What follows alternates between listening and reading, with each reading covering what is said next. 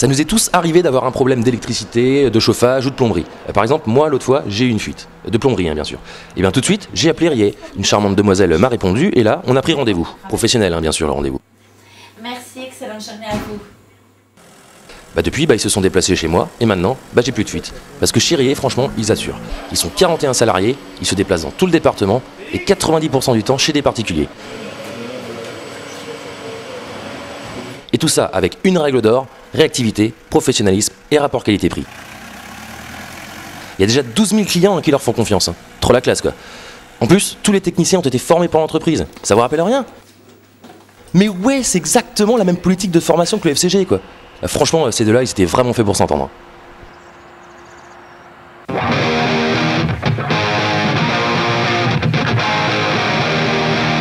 La Coupe de France, il faut la jouer, de toute façon, c'est à nous. Et puis, plus on passera de tours et plus on aura de chance de jouer une équipe pro.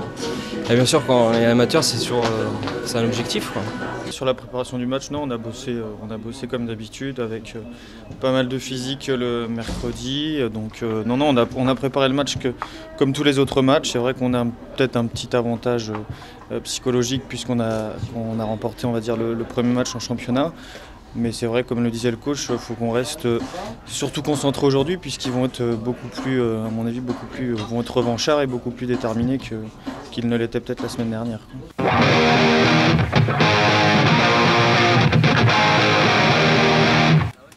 Guichen n'aura pas réussi à rééditer sa performance de dimanche dernier où il s'était imposé en championnat 3-1. Cette fois-ci, ce sont les Rennais qui prennent le match en main et dès la 5e minute, Monsanto trouve la tête d'Ivikel pour l'ouverture du score. Un coup de massue qui n'empêche pas Nicolas Bonenfant de se mettre en évidence, mais la sortie de Montagne s'avère décisive. Le FCG a à peine le temps de retrouver ses esprits que la TA enfonce le clou dès la 13e minute par l'intermédiaire d'Aubry. Le match est dès lors quasiment plié, même si Sanson est tout proche de réduire le score.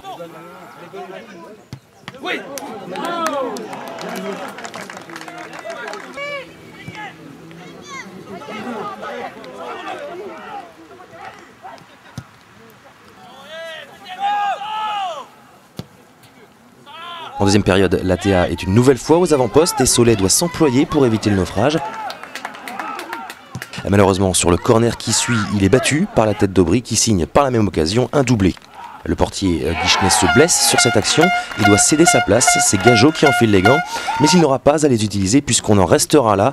Victoire logique donc de la TRN et grosse déception côté Guichenet, les hommes de Gwen Corbin auront désormais tout loisir de se concentrer pleinement sur le championnat qui reste bien évidemment l'objectif principal du club.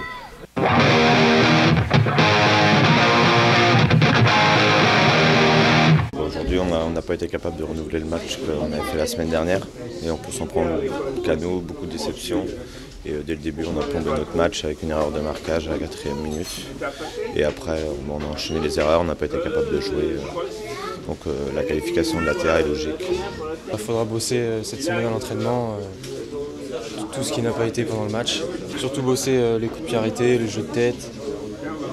Et puis rattaquer de bon pied le match contre la Vitrienne à domicile. On est un peu abattu, mais il faudra se ressaisir et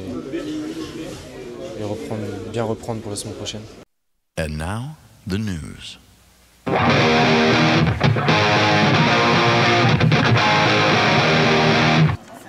Le 18 septembre dernier avait lieu le forum des associations, le FC Guichen était bien sûr présent et c'était l'occasion de rencontrer les Guichenais qui souhaitaient faire partie du tissu associatif de la ville. Et Michel Lepage, adjoint aux associations, nous explique d'ailleurs pourquoi il est important de faire partie d'une asso. D'une commune en général, je pense que c'est forcément important de participer au tissu associatif. Par exemple, dans une commune comme Guichen, où nous avons aujourd'hui environ 7000 habitants, il faut savoir qu'il y a plus de 3000 adhérents à la vie associative, que ces gens tous les jours participent à des activités, et donc participent à la vie sociale, culturelle, mais aussi à la vie économique, bien sûr. Nous avons des restaurants, bien sûr, mais nous n'avons pas les pôles de loisirs qu'il peut y avoir dans une grande ville. Et sans vie associative, on serait une ville dortoir, et tous les gens, le soir, ils iraient s'amuser à Rennes. De son côté, Gwen Corbin en a profité pour rencontrer un très grand journaliste de Radio Laser pour évoquer l'école de foot. Depuis 2000, c'est-à-dire qu'on a d'abord commencé par structurer l'école de foot.